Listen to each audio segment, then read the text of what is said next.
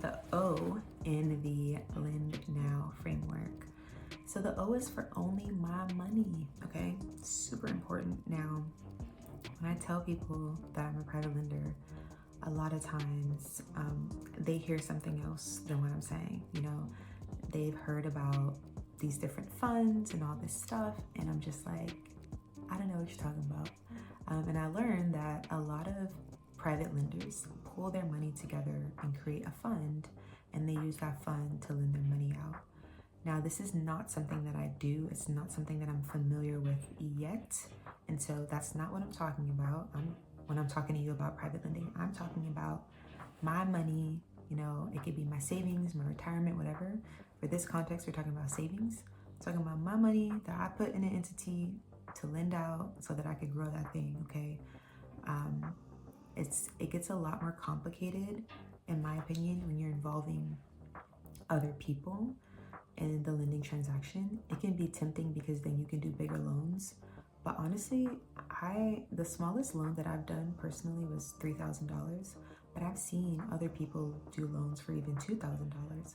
And so if you have a savings account and you have $2,000-$3,000, you can lend from that. I know it sounds crazy, but there are ways to lend that amount of money depending on the person's project, you know, and there's different types of loans. There's earnest money loans, there's rehab loans, there's construction loans, there's even invoice loans where like you pay the invoice and they pay you interest on top of that. And so there's tons of ways to go about it.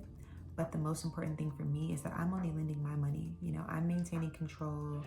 I'm the one bearing all the risk. I'm the one deciding what are the important criteria to look for when I'm vetting the borrower, when I'm evaluating the transaction. Like, all that is on me, and that's how I prefer it, you know, at this stage. Now, when my fund is, you know, several $1,000,000, that might be a different story. I might be more in a position to take on the risk of lending with other people.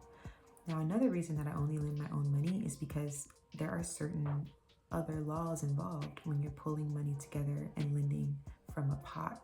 And I like simplicity, right? Like I don't even like to deal with complicated tech. So for me, like, I don't want any unnecessary laws that I don't have to deal with or interpret. You know, even though I'm a lawyer, I don't want to have to learn and be governed by more laws than necessary. So at this stage in my life, like, just lending my own money, I recommend you do the same, especially if you're just getting started in this industry.